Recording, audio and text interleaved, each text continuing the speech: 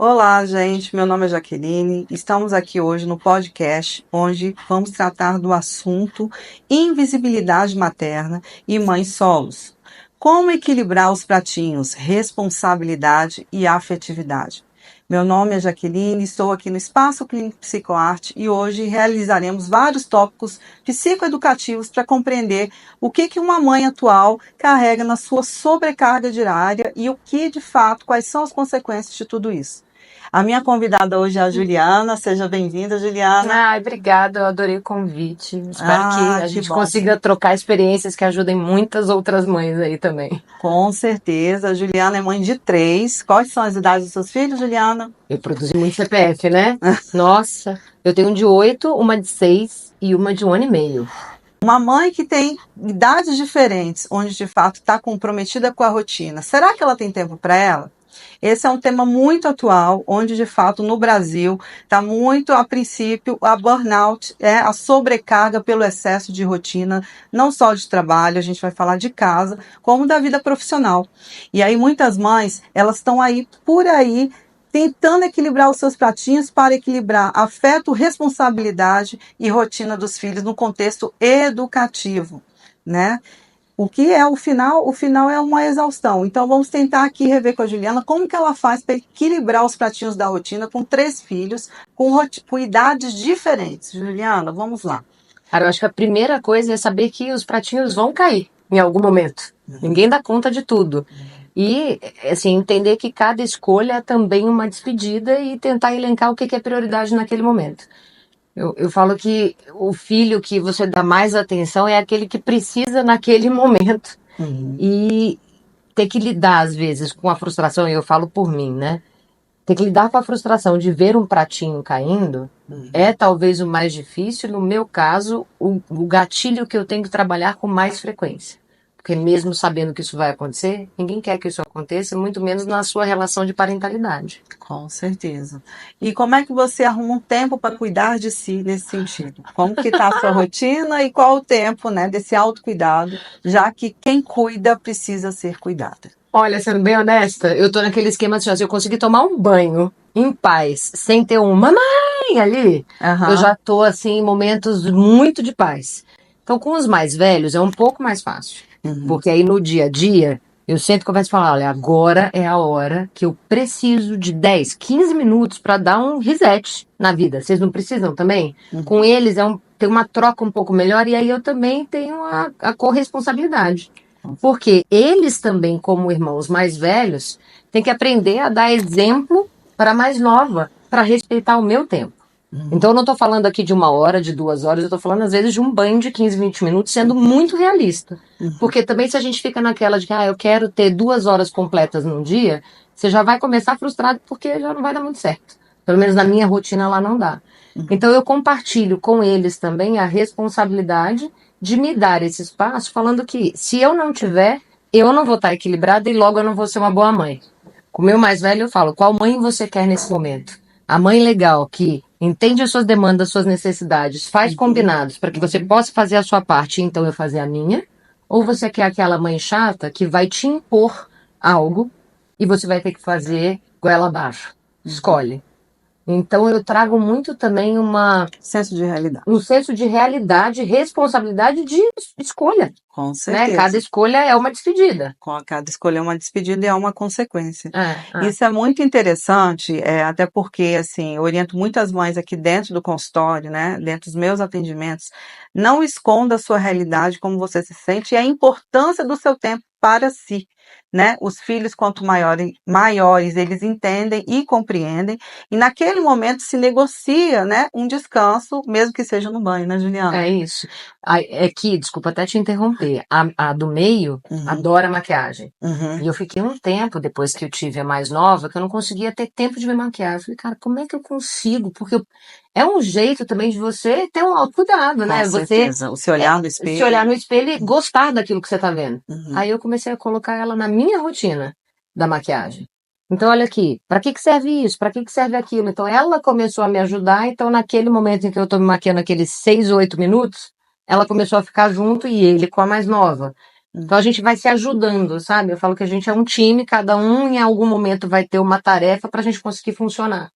E entender aonde que eu vou inserir cada um deles. Sabendo que é de 1 ano e meio ainda não dá, né?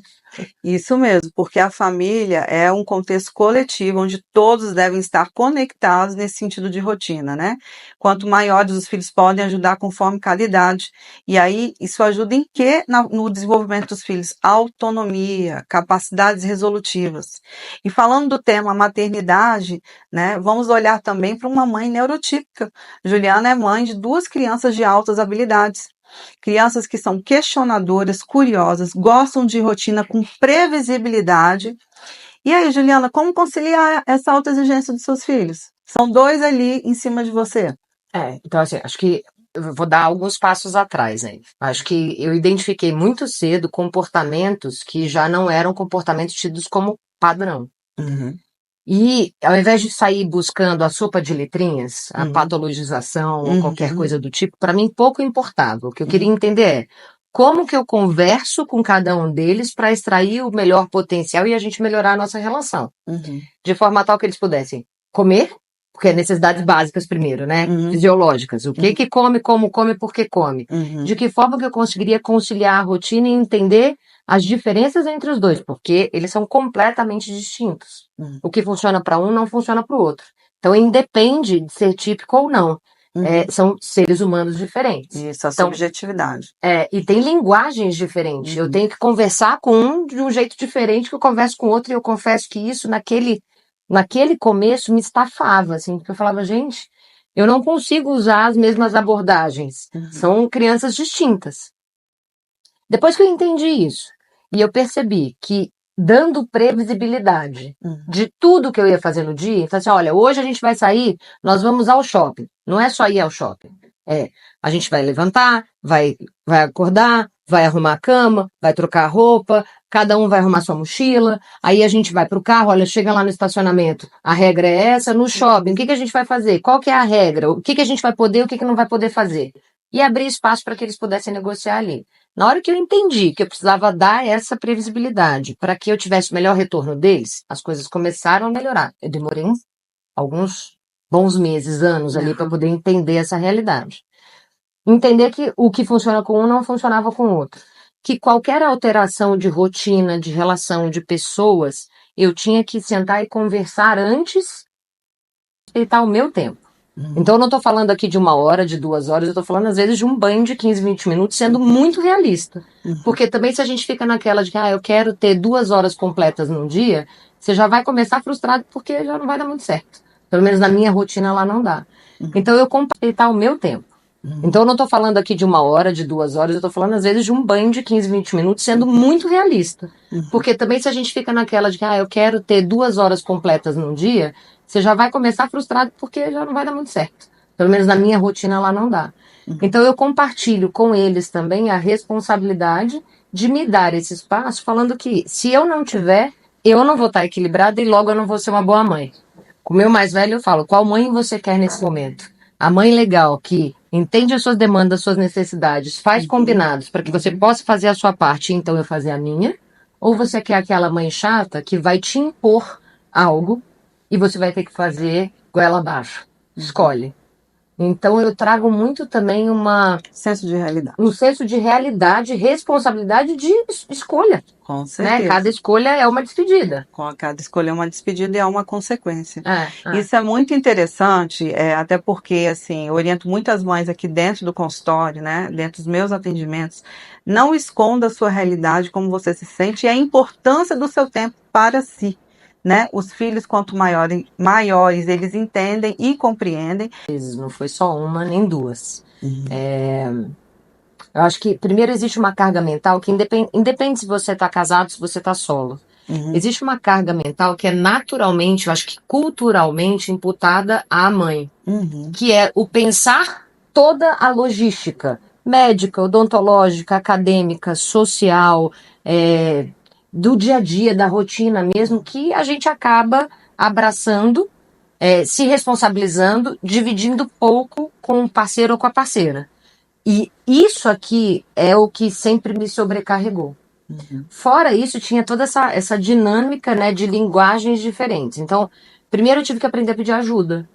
Entender que sozinha eu não ia conseguir. Eu não tenho formação na pedagogia.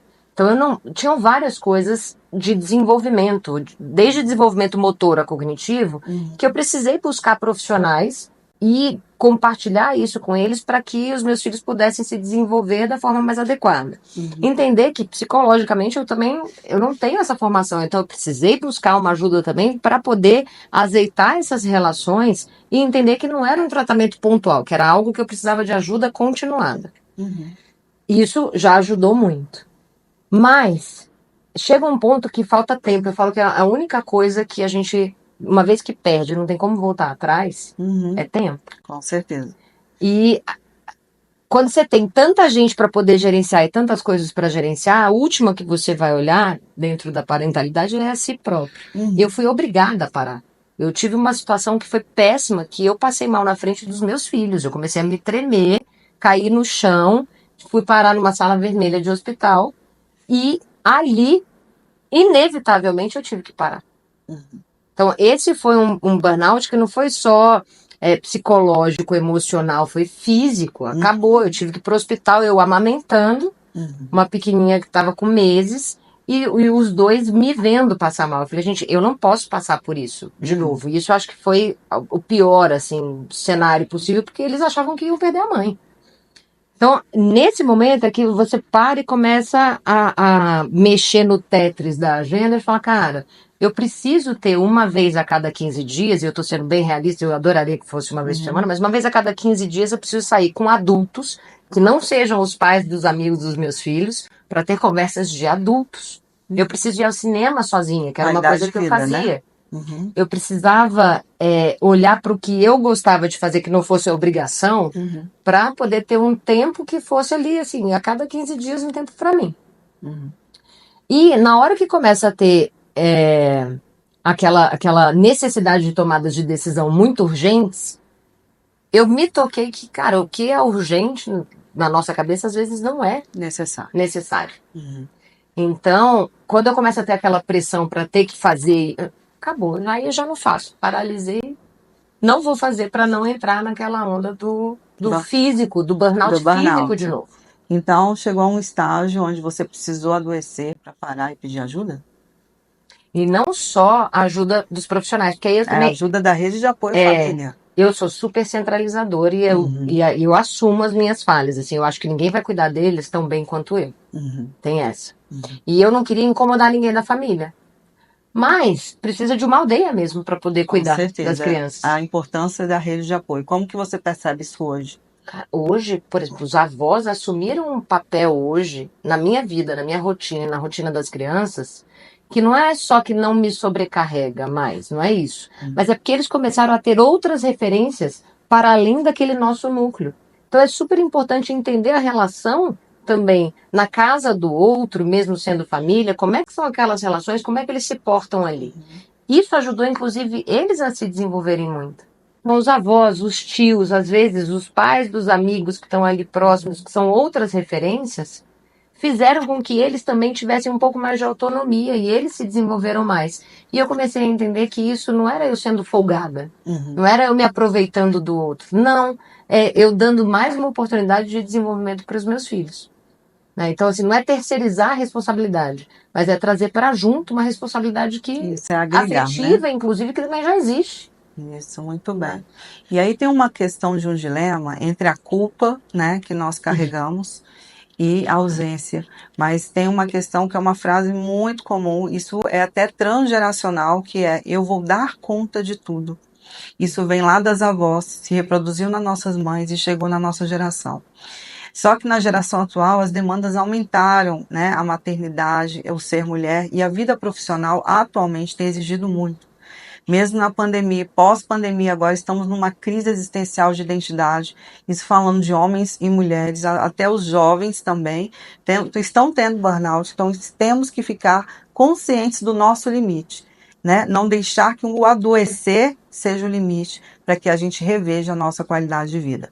O tripé essencial para se ter qualidade de vida é sono, alimentação, atividade física e não esquecendo da terapia, porque a terapia ela vai equilibrar, né, as nossas emoções junto com esse cérebro e equilibrar a saúde do nosso corpo. Então, Juliana, olhando aqui para você, né, como que você tem exercido seu autocuidado depois desse momento do burnout, onde você viu que assim, não dou mais conta, não sou a Mulher Maravilha, né? Como que você mudou essa ótica sobre a sua vida? Primeiro eu assumo que assim, é do jeito que dá. O autocuidado é do jeito que dá. Se é os 15 minutos no banho, se são os 8 minutos na maquiagem. Eu hoje assumi o seguinte, eu detesto academia, gente. Eu confesso que, vamos fazer Mas exercício caminhada, físico. você não faz Aí nada? o que eu faço agora? Sabe aqueles momentos em que você precisa sair do espaço? Porque imagina, 3 crianças numa casa, preciso de 15 minutos. Eu saio, dou aquela volta no quarteirão, cara, são 15 minutos que... Pro seu silêncio. Meu silêncio. E ajuda, né? Porque eu já vou e faço a caminhada enquanto isso. Já vou fazer uma compra, ao invés de fazer a compra. Só vou ali de carro, desço, faço correndo, não, eu vou andando, volto, carrego um pezinho. Não precisa, eu acho que as pessoas também estão muito apegadas ao lance da atividade física, por exemplo. Tem que ser numa academia, tem Padrão. que ser o padrão, não precisa, porque isso a gente pode fazer no dia a dia. Mas eu acho que eu entendi que pro meu caso, os momentos de pausa e de simplesmente aprender a falar não, que eu acho que isso faz parte de autocuidado e as Com pessoas certeza. não falam sobre, é o que eu tenho mais necessitado. É o não, agora é o meu momento, eu preciso de 15, 20 minutos e acabou. O que eu vou fazer com esses 15, 20 minutos, aí é um problema meu. Se eu vou fazer o exercício físico, se eu vou pro banho, aí eu que vou escolher. Então, nesse momento, sendo bem transparente, é assim, é o que dá. Então, não vai dar para eu ir todos os dias, mas pelo menos 3 vezes na semana eu tenho que ter essa volta no quarteirão que pode demorar ali entre 15 minutos e 1 hora. Então eu vou 3 vezes na semana. É garantir que eu vou ter o meu tempo de conversas aleatórias. É garantir que eu vou, gente, ao médico. 1 ano e meio a criança tem. E eu não tinha feito os meus exames ainda para saber como é que eu tava. Então eu falei, não, agora chega. Eu fui ao médico, fiz uma consulta, fiz os exames, eu falei, agora eu vou dar sequência a esse tratamento, porque a gente abre mão de olhar para si. Com certeza. E aí a história das prioridades. Eu entendi que, cara, é uma questão médica primeiro, depois uma questão psicológica de tempo, entendimento, e no meu caso aqui o físico ficou ali estacionado. Estacionado não, porque eu ainda acho que, cara, eu só vou te fazer compra por uma casa com 3 crianças, voltar ali no MUC já é uma malhação. Mas é entender que não precisa ser o padrão. Com certeza. Você consegue encaixar na sua rotina. É só você ter um olhar diferente para o que é essa expectativa. E na verdade, né, o tipo de atividade que você se promove é aquela que faz sentido para você. E eu faço uma caminhada, vou ali no supermercado, carrego alguma coisa, não deixa de ser algo funcional junto ao seu corpo ao carregar esse peso, né? Mas falando aqui um pouco de você em relação à autoridade, né? E presença nesse sentido, quando você tem que conciliar a rotina com a figura paterna. Como que é essa parte? Então vamos lá. Eu tenho em casa, a gente tem muitos combinados. E eu falo que assim, existem as regras, existem os nossos combinados, tem coisa que a gente negocia e tem coisa que a gente não negocia. No meu núcleo, quem assumiu esse papel do não e isso aqui eu não negocio, fui eu. Então, o meu combinado com o pai é só não me desautoriza. Já que eu assumi esse papel, o que eu falar tá falado, se você discordar, a gente discorda depois. Na frente deles, jamais. E com eles eu dou escolha também. Vocês têm 2 alternativas. Vocês podem ter essa mãe que entende, escuta, tenta conciliar as expectativas de vocês e o que eu espero. Ou vocês podem ter a mãe que vai impor e vocês terão que fazer porque a figura da autoridade sou eu. E eu deixo escolher. E eu tiro mesmo. É assim, não é castigo, não existe muito essa palavra na minha casa. São escolhas. E o que você tem como consequência da sua escolha. E isso eu faço assim, desde agora 1 ano e meio. Que a gente pensa que a criança não entende. Ela entende sim, ela entende tudo. Você quer isso ou aquilo, se você tiver isso daqui, essa vai ser a consequência. É claro que você tem que falar 97 vezes a mesma coisa e ter paciência para que entender que isso é uma curva de aprendizagem. Nesse meio do caminho, você vai perder a paciência, você vai errar, você vai perder o equilíbrio, e tá tudo bem também, porque a gente é humano. Com certeza. Quantas vezes eu voltei atrás e eu mesma falei, olha, aqui eu errei, e eu errei por causa disso, porque eu sou humana também. Não é porque eu sou mãe que eu não erro. Isso, e o errar rapidinho, ele faz reaprender uma nova forma de educar, né? Isso. Com eles a gente aprende também. E eu acho que assim, pelo menos meus pais, né, e eu acho que a parentalidade antigamente tinha um lance de que, eu não erro, eu sou perfeito, né, assim, é porque eu mando e porque eu quero. Eu não mando. É eu que mando e você obedece. Essa era a parentalidade da nossa geração, dos nossos pais, né? Nenhum filho poderia argumentar. Atualmente, as crianças argumentam desde cedo. E aí você tem dois caminhos também como pais, né? Ou você assume que você vai abrir mão de tudo e qualquer coisa, porque eu vejo muito isso. Eu preciso ser querida. Eu falo, cara, o amor, pra mim, eu não tô aqui pra buscar o seu amor. Eu tenho um papel muito claro como mãe, que é, ao longo da sua menor idade, te direcionar para te ajudar a entender o que é certo, o que é errado, o que é bom, o que é ruim, para que você seja o melhor ser humano possível, dentro das suas limitações. Isso é a minha função. Eu não tô aqui para fazer você me amar. E se você, porque tem isso, né? Os filhos às vezes falam, eu não te amo mais. Sim, eu não sei super normal. Sofrimento zero. Eu falo, cara, eu não preciso disso. Se você não entrar na culpa, você consegue educar. É isso. Porque se entender que isso virá e que isso faz parte da imaturidade. Da frustração, né? É a forma da criança se expor, né? Falar que não está satisfeita com aquilo. Não é que ela não te ama. Então também. Mas ela colocar para fora o que está incomodando. Isso aí se torna o quê? Funcional. É um equilíbrio para depois vir a criança e reconhecer e validar o que ela está sentindo. Né? E entender que, cara, é uma forma dela se expressar que ela ainda não tem maturidade para falar daquilo diferente. Então, você também não levar aquilo a ferro e fogo, porque você é o adulto da situação. É dolorido ouvir? É. Mas vai lá pro banheiro, chora depois e sofre depois. Porque, a depender de como você manejar aquilo ali, você está dando mais insumos para continuar com o comportamento errático. E, claramente, eu vejo isso, assim, pelo menos nos 4 últimos anos, que depois que eu assumi essa postura, mudou demais o comportamento deles, porque eles vão aprendendo e aumentando o repertório e as negociações passam a ser mais complexas também. Com certeza, aí você trouxe uma questão muito importante, que é a questão do respeito. Quando a figura da mãe ou do pai exerce essa parentalidade de forma firme, mas de uma forma firme e respeitosa, a criança tende a te respeitar na condução educativa, né? O que leva uma criança a desrespeitar, a ficar muito frustrada, a fazer birras, que são queixas comuns dos pais? Quando a permissividade, de fato, gera insegurança na criança e ela não te reconhece como parte de autoridade no contexto diário dela. Então, isso que ela está trazendo é muito importante, porque quando eu sou firme, quando eu exerço com segurança o meu papel educativo, automaticamente essa criança se sentirá segura. É isso. E quando eles se sentem seguros, eu vejo respostas muito positivas no processo de construção. É dolorido demais, às vezes, sabe? Assim, a gente falando assim, parece que, nossa, eu vivo um mar de rosas. Não é isso. É complicado. Muitas vezes eu faço algo, converso com eles e eu vou pro banheiro chorar mesmo. Porque crescer dói, mas educar eu acho que dói mais ainda, porque a gente não quer que eles passem pelas frustrações. Mas se você for olhar para a sua vida pregressa, você também só se desenvolveu, talvez um potencial máximo, quando você teve que lidar com a frustração, quando você teve que aprender com aquilo. Não é fácil. Mas, ao mesmo tempo, quando você vê o resultado positivo, é muito...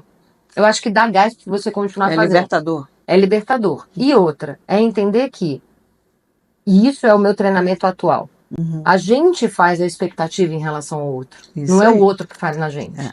Então, isso vai desde a minha relação com o pai, a minha relação com eles. O que eu tenho de expectativa em relação a eles é um problema meu. É só autogerência, né? Eu é que tenho que gerenciar a minha própria frustração.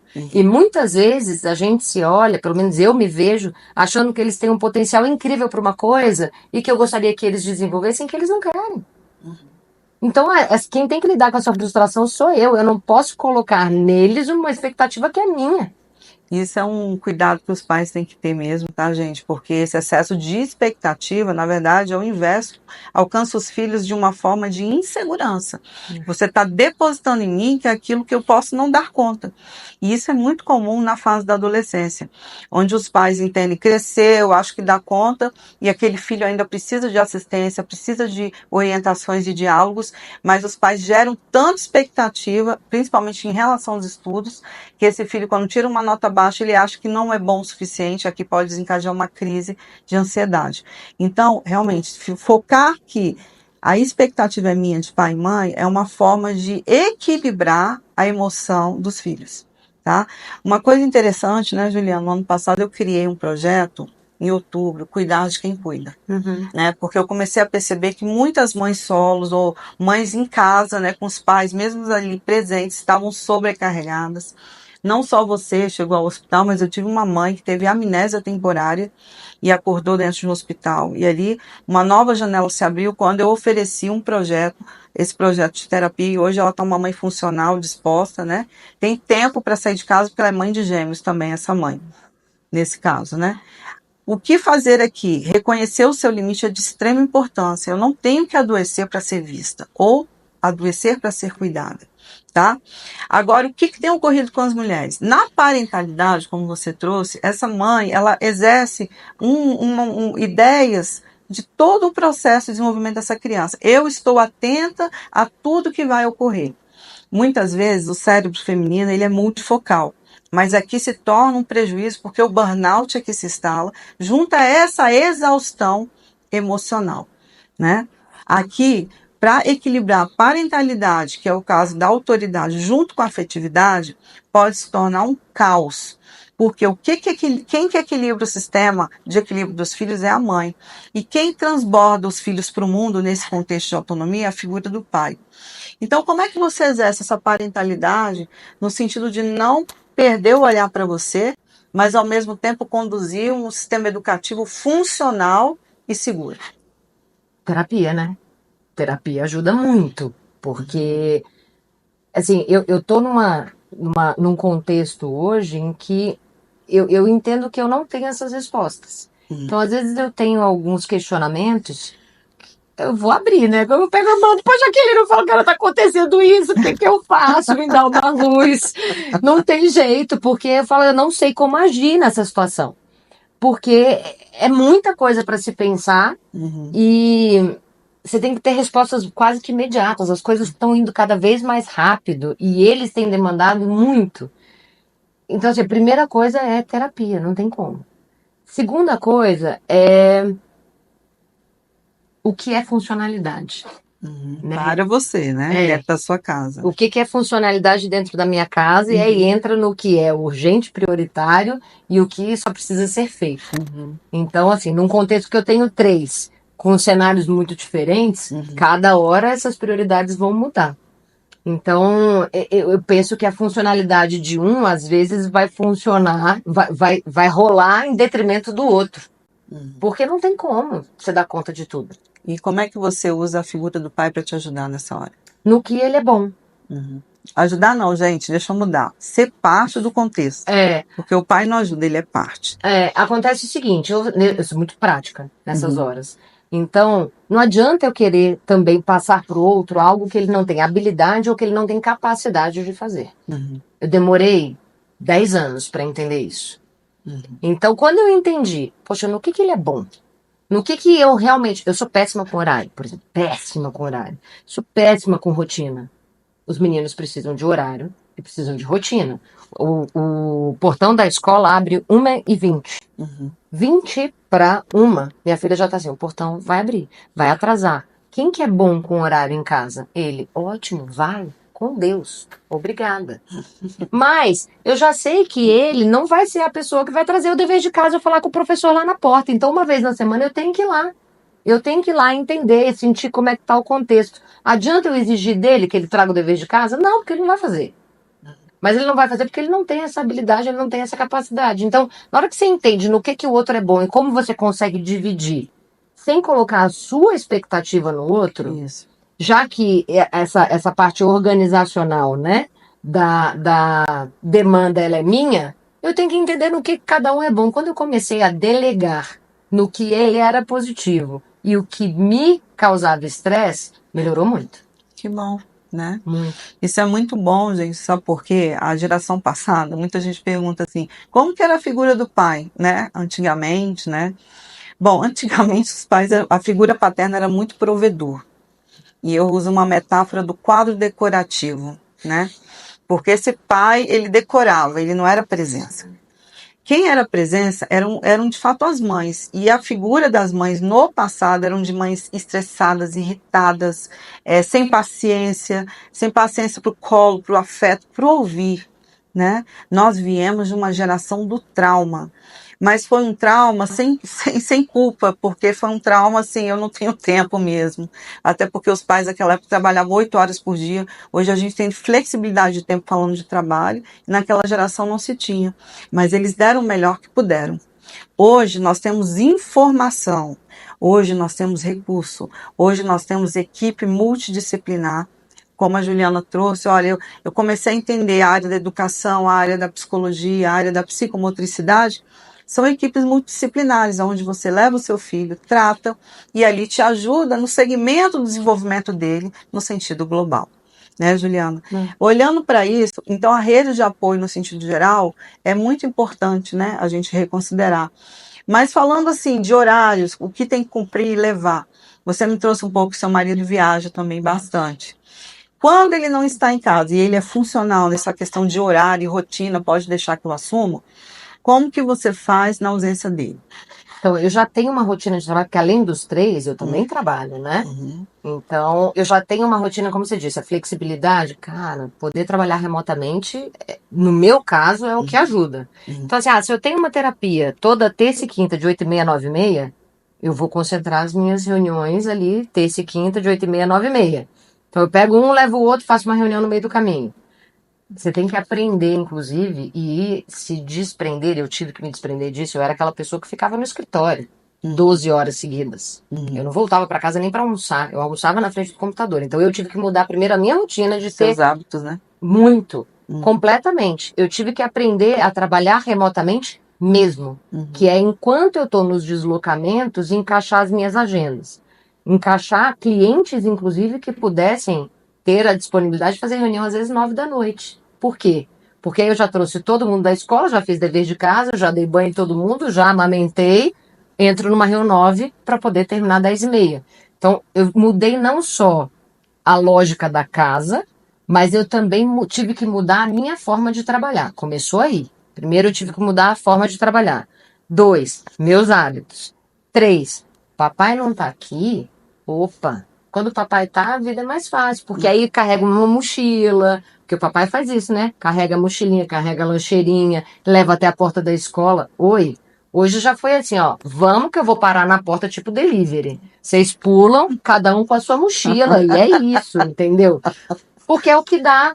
E aí eles acham o máximo, porque eles falam, nossa, eu entrei sozinho hoje. É isso. Empoderando os filhos, ó, na autonomia. Porque senão não dá. Então, assim, também de encaixar a rotina das atividades deles, pensando a logística. Então, poxa, se eu estou naquela região ali geográfica, como é que eu pego um, levo o outro e faço uma reunião? Contar com rede de apoio. Hoje, por exemplo, um tinha uma atividade que eu levei com o vizinho. Quem pegou? Pai do vizinho.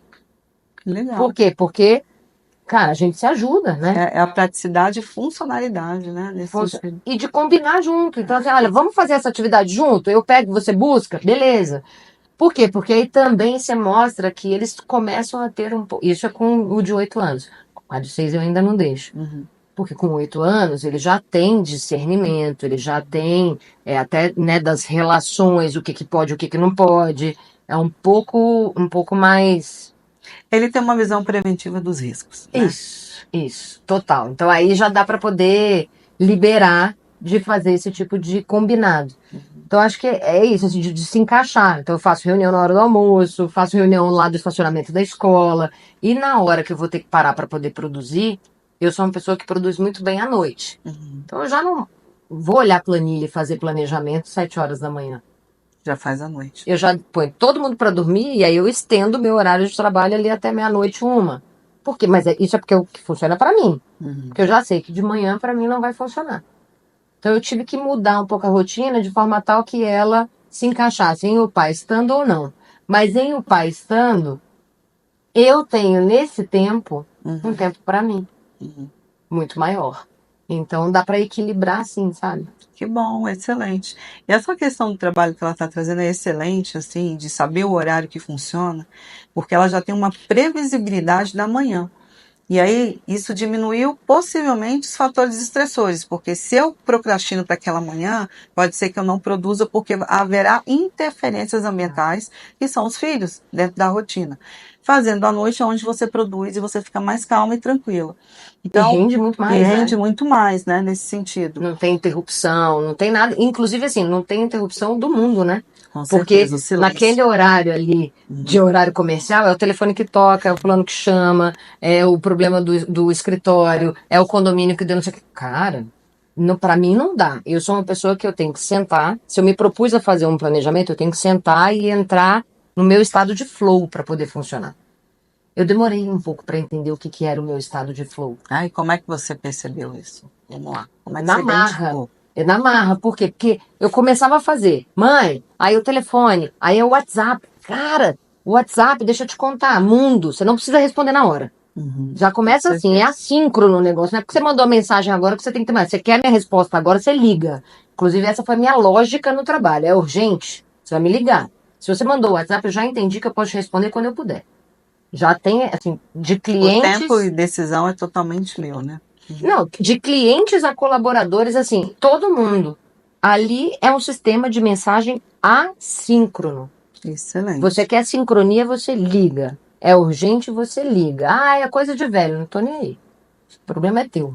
Porque lá, né, a galera mais jovem fala, não vou, pra que eu vou ligar? Se é urgente, você vai me ligar. E essa é a minha regra, como eu vou operar. Eu via que toda vez que eu era interrompida, eu começava aqui, ó, zen. Eu era interrompida uma vez, já começava, sabe, o divertidamente da raiva? Sim. Ele já vinha pro controle. Aí eu ia interrompida pela segunda vez, ele já começava a mexer. Pela terceira vez eu já virava um monstro. Explodia. Total paciência zero. Então, mas uma coisa interessante que você trouxe, né, dessa sua fala, o equilíbrio no trabalho começou a diminuir os fatores estressores na sua vida. E você acha que isso contribuiu com essa baixa de exaustão? Total. E outra, exaustão mental, né? Vamos não, e outra, eu tive que assumir o seguinte. Eu tava com 15 projetos, mais as crianças, mais a logística. Porra, ótimo, financeiramente legal. Dava para fazer? A que custo? Então chegou um ponto que tive sim que tomar uma decisão de diminuir um pouco o que a gente hoje entende como fator de sucesso, de qualidade de vida, para poder entender o que de fato era qualidade de vida. Porque nem sempre o retorno financeiro é a qualidade de vida. Com certeza. E abrir mão disso, eu acho que é. E isso eu fui fazendo ao longo de 4, 5 anos. Abrir mão disso é muito difícil. É muito difícil, mas é necessário, né, gente? Inclusive, né, eu tive burnout na pandemia, tá? Tive síndrome do pânico. O gatilho foi engolindo alguma coisa. A partir dali, eu decidi mudar a minha vida, porque não existe vida perfeita. Nós também, assim como psicólogos da área da saúde, temos a nossa vida privada, porém estressada também. Filhos e marido, logísticas, não muda isso em realidade de ninguém. Mas quais hábitos eu adquiri? Bom, o celular hoje eu tenho dois, tá? O de trabalho e o pessoal. Quando acaba a minha rotina de trabalho de segunda a sexta, esse celular vai para a gaveta. E eu só ligo ele na segunda-feira. Por quê? Porque aqui pesa a minha qualidade de vida. Sábado e domingo eu não trabalho, porque a prioridade é a minha família e o meu descanso. Né? Além dos meus tempos, às vezes, livres que eu tenho durante a semana para tratar atividade física, ter qualidade de vida para resolver algum assunto. Então, a partir do momento que eu equilibrei esses pratinhos, até o meu humor mudou dentro de casa. Isso é um sinalizador muito forte entre as mulheres, né? Como identificar uma mulher sobrecarregada? Vem a irritabilidade, baixa escuta naquele momento, explosões. Quando chega a um nível de explosão, é porque a estação fechou. E aí, Juliana, qual seria o seu sinalizador? Faz sentido para você? Faz super. E assim, eu comecei a olhar coisas muito pequenas, tá? Que são sinalizadores e que são fatores estressores pra mim. É do tipo, é um barulho de ar-condicionado, às vezes. O sensorial, a Eu questão tenho uma auditiva. questão sensorial absurda. E é muito sonora. Uhum. Numa casa com 3. Quando eu entendi que o barulho do ar-condicionado, eu tô aqui, ó, e o ar-condicionado ali, eu tô super ouvindo ele aqui, ó. Eu falei, nossa, não dá. E aí eu cheguei pros meninos e eu contei pra eles. Eu falei, olha só, eu descobri que barulho alto, grito constante e esses barulhos constantes me irritam naturalmente. Com a hora que eu virar e falar, não dou conta mais, acabou. Eles mesmos já começam. Não dou conta mais. Sabe qual é a palavra de pânico? Aquela assim, eu tô pedindo o sinal lá do judô que você bate 3 vezes no tatame. Sim. Eu descobri questões desde essas, assim, super pequenas, que me estressam e que eu nunca tinha reparado. E eu comecei a reparar por causa deles, porque eu fui aprendendo. Então, assim, é o botão do pânico, que eu instituí lá em casa. Como que você fez esse botão do pânico? É isso, fui contando o que me incomoda. Isso é importante. Então, quando eu viro e falo, olha, cheguei ao meu limite, a galera já entende que é engraçadíssimo. Porque a pequenininha, eu fiz isso hoje. E a pequenininha saiu junto com eles, foi muito bom. Ela saiu correndo assim, tipo um bonequinho Michelin. Eu falei, chega! Botão do pânico. 2, cara, é dia a dia, assim, você tem que ficar se olhando. E eu cheguei à conclusão que eu não tenho vocação para olhar problema. Eu sou uma pessoa que eu vivo o problema e eu tô sempre querendo buscar a solução. Tem nada mais frustrante do que viver assim. Porque nem tudo tem solução. E tem coisa que você tem que parar para viver um pouquinho o problema mesmo, até para ter o luto daquilo para você conseguir. Sentir, né? Para evoluir. Pois é.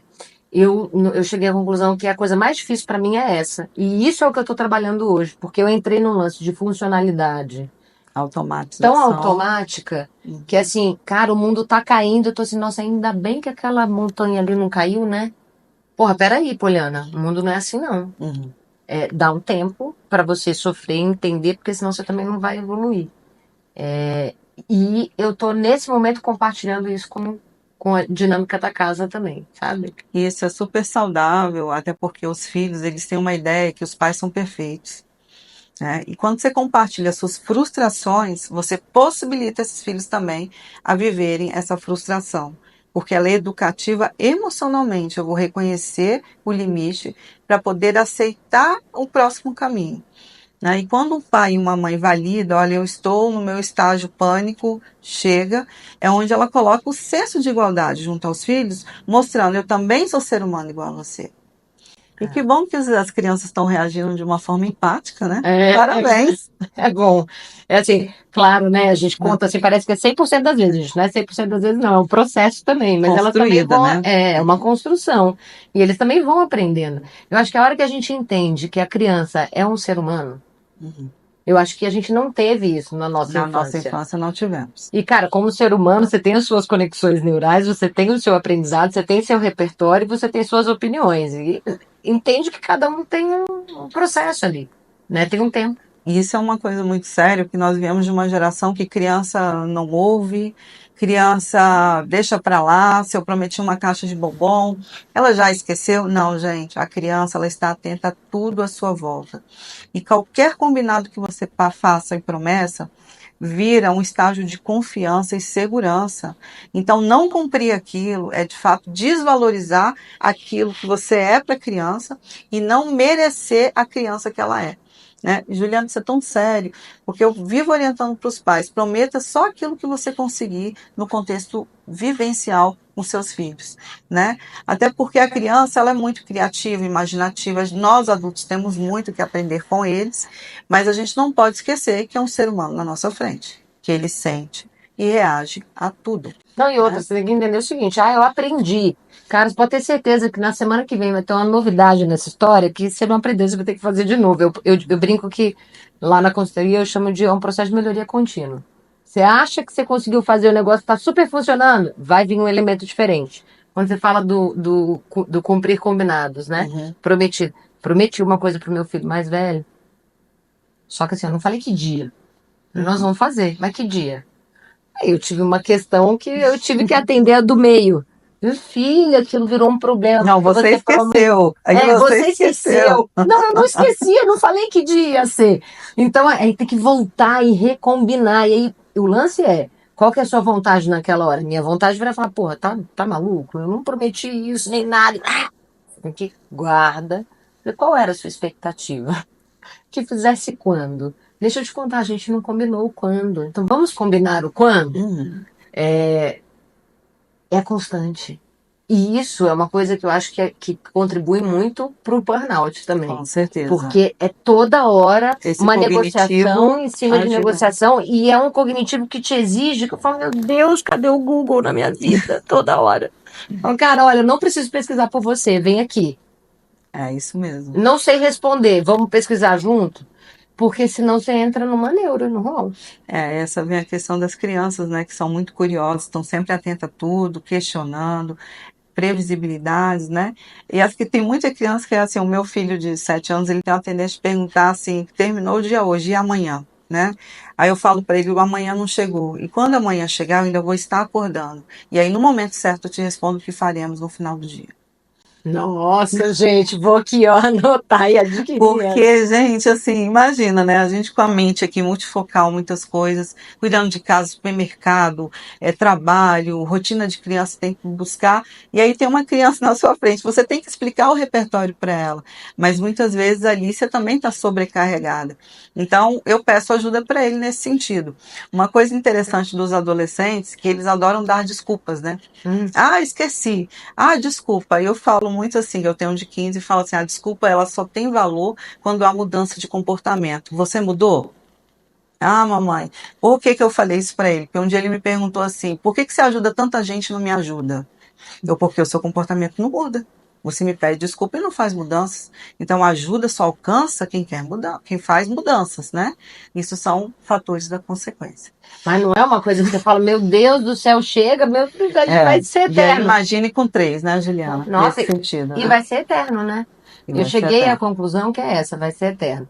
E eu assumi uma coisa agora que eu achei ótima. Não sei responder? Vamos pesquisar juntos? Vou aprender com você? Nossa, vamos pesquisar juntos. Ou, eu não sei, o que você acha a respeito do assunto? Nossa, mudou minha vida. Por quê? Porque eu não tenho que criar nada mirabolante, porque eu falei, gente, a minha corresponder, né? Corresponder, né? Nossa, a expectativa do outro. Né? Não dá. E aí, quando eu comecei a jogar essa responsabilidade para entender de onde eu tô partindo, nossa, encaixar o Tetris ficou um pouco mais fácil. Então vem uma questão, a parentalidade que você atua dentro da sua casa é democrática. Né? Onde eu estabeleço um senso de igualdade, eu integro os meus filhos como parte desses combinados, né? Mostrando para eles que eu também tenho o meu limite, e assim todos se tornam parte dessa família sendo colaborativos. Né? E aqui é onde você equilibra responsabilidade com afetividade. E qual é o momento dessa identidade afetiva? Como que eles te pedem? Mamãe, quero você agora. Como conciliar e equilibrar essa identidade afetiva individualmente? Eu tenho que ter tempo com cada um. Então, assim, meu mais velho, gente, ele conversa até com a parede. Então, eu já sei que eu tenho que ter um momento todos os dias à noite. Eu tenho que colocar todo mundo para dormir, porque aí ele quer conversar e aí, assim, é 1 hora de conversa mesmo. Que aí, assim, de questões existenciais ao que aconteceu no dia a dia. A minha do meio já é de poucas palavras, então assim, eu tenho mais que perguntar. Só que ela é super funcional, ela é executiva. Então o que eu já descobri? Cara, vamos fazer a lista do mercado? Cara, a gente senta para fazer a lista do mercado junto e aí naquele momento lembra de alguma coisa que aconteceu na escola e aí começa a querer contar. Ah, vamos, tudo que é executivo da casa, vamos no mercado, vamos resolver tal coisa. Olha, tem que ver roupa para neném. Vem junto. Ela adora. Inclusive, até tem que tomar cuidado, porque se deixar, ela acha que é mãe de todo mundo. Então, tem que até dar uma equilibrada. Mas aí ela também começou a querer ter o tempo de conversa do mais velho. Só que ela acorda mais cedo. Então, nós vamos fazer o seguinte. Eu tenho tempo de conversa à noite com ele, porque ele é mais... Né, ele consegue ficar acordado até mais tarde, você tem um tempo do dia. Ao longo do dia, nas minhas pausas, falo a hora que eu estiver amamentando, eu preciso de paz. E a neném precisa de paz, porque é o meu momento de conexão com ela. E tem que ter dias, né? Então tem dia que eu faço, é o dia das meninas. Aí é o meu dia só com o mais velho. Agora é o dia só com os 2 mais velhos, lembrando da época que eram só nós 4 ali, né? Sem a neném. Porque nesses momentos você começa a equilibrar o tipo de atenção. Isso mesmo. E eles têm necessidades afetivas diferentes. Então, enquanto um é de abraçar e beijar, tal, a outra é mais de, peraí, calma aí. É só de conversar, Deixa eu vamos só trocar. conversar, vamos ali arrumar uma coisa ou outra, porque eu percebi que enquanto ela tá arrumando as coisas dela, ou enquanto ela tá me ajudando na maquiagem e tal, é o momento em que ela quer ter aquela conexão. A interação e conexão, muito bem. E aí vem uma outra questão, né, Juliana? Nesse sentido da maternidade, né? Você está equilibrando todos esses fatores. Mas aí, olhando para você agora, né? Você acha que você está funcional, você está mais buscando aí seu equilíbrio, você conseguiu equilibrar os seus pratinhos, né? No sentido geral, trabalho, maternidade e família, né? Eu nunca falo que eu consegui equilibrar, porque tem sempre um patinho que vai cair. Sim. A coisa o pratinho caiu e tá tudo bem. Daqui a pouco eu vou lá e recupero ele. Eu comecei a assumir isso, de que assim, eu não vou dar conta de tudo. Isso, e esse é um dilema muito forte da nossa geração passada, né? Onde, de fato, as mães tinham esse dilema, eu vou dar conta de tudo. O que você fez diferente da geração dos seus pais hoje na educação dos seus filhos? Ou seja, você interrompeu uma geração. Cara, eu acho que primeiro eu faço parte do processo. E aí eu acho que a educação são coisas distintas. Eu estava até tendo essa conversa na escola ontem. Uma coisa é a educação formativa, que eu acho que é aquela que tem que vir de casa para a escola ajuda. Outra coisa é a formação acadêmica, que na teoria tem que vir da escola e aqui a gente ajuda. Então, primeiro eu tenho que ter canais de comunicação, que eu acho que, pelo menos nos meus pais, era assim, boletim, veio nota baixa, apanha, senta, vai estudar no milho e acabou. Não, aqui eu acho que tem uma troca e, inclusive, graças a Deus, a gente tem possibilidade de trazer profissionais para poder ajudar nisso, porque eu tenho a minha limitação de conhecimento mesmo. Então, acho que primeiro é de ter uma coisa participativa e de entender que eu não posso delargar para a escola uma responsabilidade que é minha, que é essa da formativa. E ao mesmo tempo de questionar a escola de como que eles têm um olhar para esse formativo para a gente poder agregar. A mesma coisa do acadêmico. Então, assim, dever de casa, eu acho que eu não tenho lembrança dos meus pais fazendo dever de casa comigo, assim, era uma coisa do meu tempo. Eu tinha que ir lá, eu tinha que fazer e acabou. Hoje eu vou e eu estou com eles, porque aí senta os dois. E a pequenininha faz dever de casa também, tá? Aqui eu que crio. Você faz o que pra ela? E aí tem lá os desenhos pra ela poder pintar. Às vezes ela é coisa mais bonitinha, ela já faz pinça e ela faz assim, ó, com a cabecinha pra poder tentar fazer. Porque é aquele momento em que tá todo mundo concentrado e que é um ambiente também simulando ali um ambiente de produção, porque você vai estar no trabalho com outras pessoas, outras coisas acontecendo e tendo a necessidade de focar. Então isso foi meio que obrigado. Assim. Isso é bom porque insere até a questão da visão para a escola, né? Eu estou no coletivo e eu tenho que manter o foco naquilo que é meu. E mais do que isso, sabe o que eu percebi? Às vezes eles ensinam um pro outro melhor do que eu. A troca, né? Bacana. Entendeu? Por quê? Porque é a mais nova perguntando pro mais velho, o mais velho perguntando para do meio, que ali eles mesmos se ajudam e eu consigo entender naquela dinâmica, às vezes, como é que tá a relação deles também. Então, assim, tem esse lance... Esse olhar sensível, né? Muito então, bem. Você se colocar numa situação de não ser o protagonista. É de deixar eles serem o protagonista naquele momento. Então é o máximo quando eu vejo que a do meio, ela é super responsável, adora o dever de casa, ela quer ser a primeira, super perfeccionista. O mais velho é exatamente o contrário, detesta o dever e tal. Então ela puxa e fala, vamos sentar agora para fazer o dever. Vem, pega as suas coisas, coloca aqui. Então é um dando força pro outro. Então eu acho que tem isso. Tem o lance de hoje a gente ter essa equipe multidisciplinar que eu lembro claramente do meu pai, ele achava um absurdo isso, assim, reforço, quem precisa de reforço, né? Porque naquela época chamava de reforço escolar na nossa geração. Se você precisa de reforço é porque você é burro, entendeu? Hoje é uma intervenção de ajuda que é a psicopedagogia, né? Que está aí influenciando. E não é só porque tem alguma coisa, não. Eu acho que todo mundo pode se beneficiar disso. Se você tem condição, faça. Terapia, mesma coisa, sabe? Assim, se você pode ter alguém ali para te ajudar a entender suas emoções, entender suas habilidades, suas capacidades e trabalhar isso em conjunto, por que não?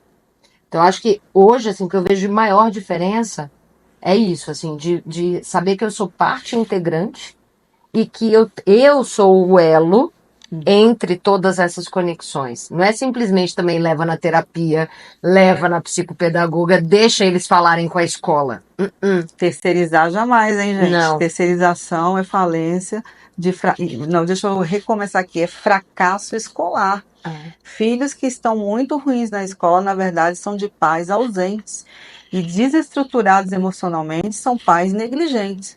Aqui a parentalidade ela vai aparecendo e os filhos vão denunciando na escola essa parte emocional e acadêmica. A questão da aula de reforço, né? E hoje a gente tem um sistema psicopedagógico como intervenção também, ela cria noção de hábitos de estudo.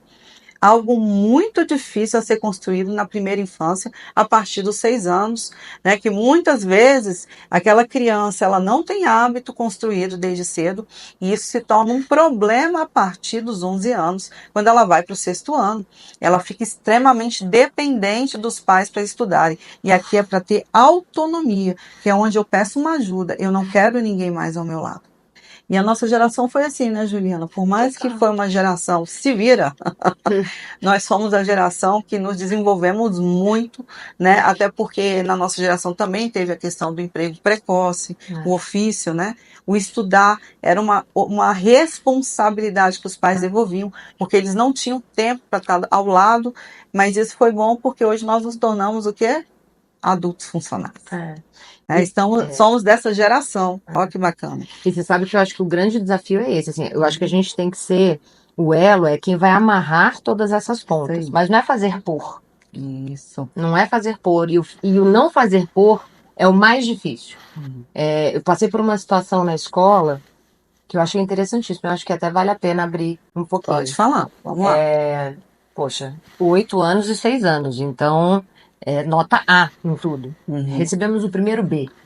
E o primeiro B, exatamente na área, que é a área que o meu filho mais domina. Cara, normalmente você olha um B, você vai olhar por quê? Não, é uma nota boa. Eu fui lá, falei, eu quero entender por quê, porque eu quero saber. Qual foi o erro? É gramática, é interpretação de texto, é semântica, é ortografia, o que que é? Aí eu entendi que não sabiam responder. 2, eu entendi que tinha um impacto na nota formativa. Poxa, com uma pontuação de responsabilidade, disciplina e respeito baixíssima. Eu falei, gente, eu não reconheço essa criança aqui. Como é que a gente esperou chegar no mês 5 e eu ter que vir questionar uma nota B para eu entender como... A consequência, né? Como foi que chegamos nessa nota B? Aí eu cheguei à conclusão que quem estava ali à frente daquele processo educativo não conseguiu nem me explicar a diferença entre a avaliação que ela mesma fez do que era disciplina e responsabilidade. Eu falei, poxa, se com 41 anos você não soube me explicar, quem dirá para alguém de 8? Acho que vamos ter que alinhar esse ponto. Não é sobre eu querer que meu filho seja nota A, não tem nada a ver com isso. Eu não quero que ele ganhe nota. Eu quero entender o porquê. E se for em responsabilidade, respeito e disciplina, isso cabe a mim. É o processo educacional da minha casa. Então, se chegou a esse ponto, é porque haviam comportamentos aqui dentro que deveriam ter me sido repassados. E é isso que a gente tem que alinhar no processo, não é sobre a nota.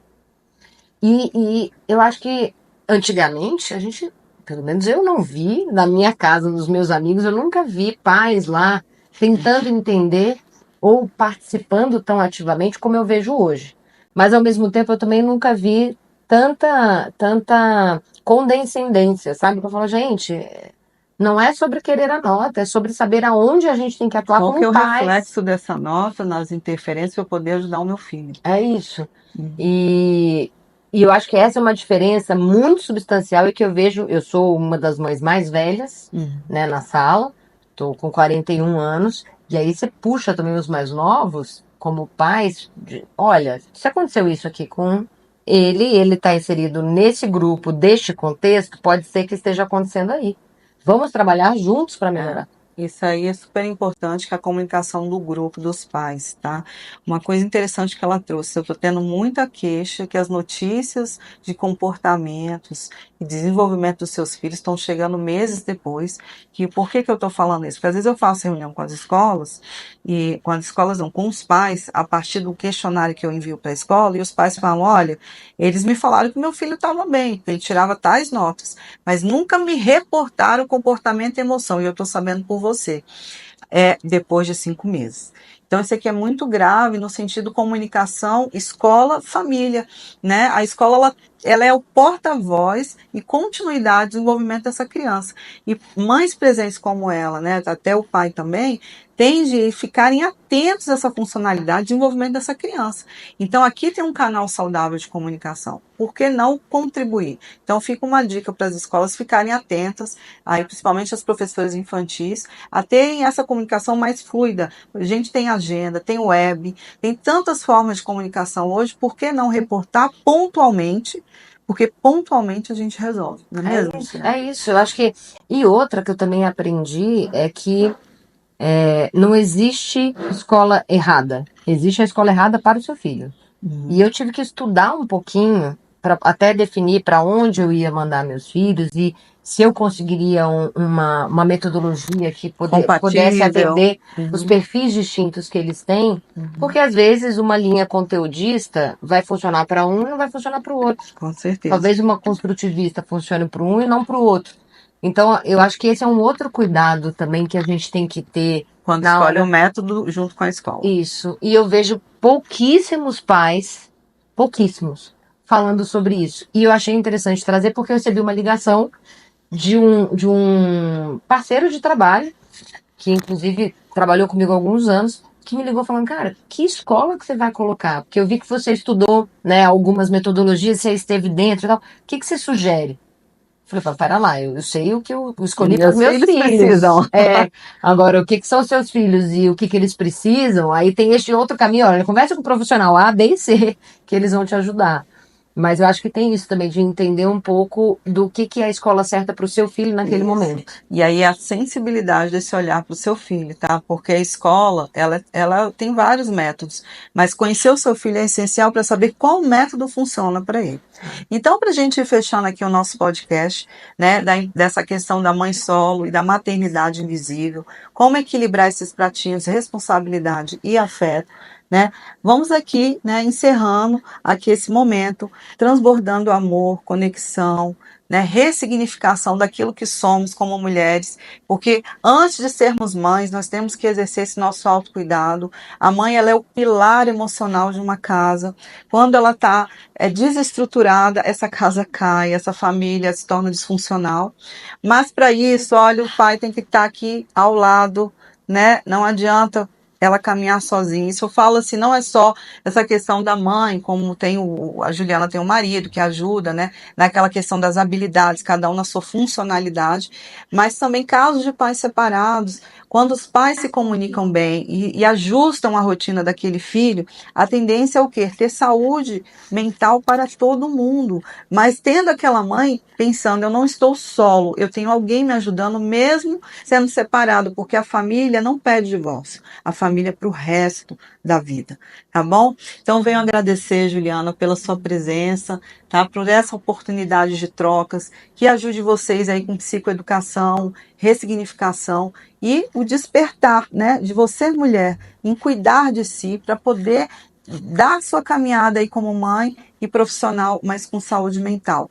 Venho também indicar um livro, Mãe Atípica, tá? Ele está à venda aí na Amazon, é super importante, porque a demanda das mães atípicas e neurotípicas é muita, gente, são muitas terapias, tá? Que tem muitas equipes multidisciplinares para serem levadas, e essa criança tem uma estrutura de desenvolvimento saudável, principalmente quando chegam na adolescência, porque é quando eles vão se tornarem funcionais.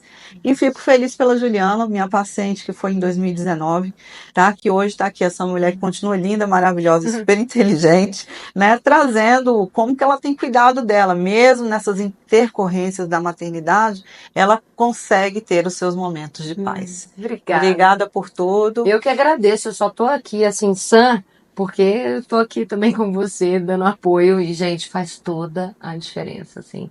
E aí eu falo, independente de típico, atípico, não importa, Não tá? importa, a Não verdade é um ser importa. humano, É o tá? ser humano, é É isso. isso que importa, tá É. bom? Deixo o meu abraço para vocês. Sigam o nosso canal no YouTube, Espaço Clínico Psicoarte 2001, e sigam nós aqui no Instagram, que é Espaço Clínico Psicoarte. O que eu puder ajudar, estarei aqui à disposição. Um abraço a todos e obrigado por hoje.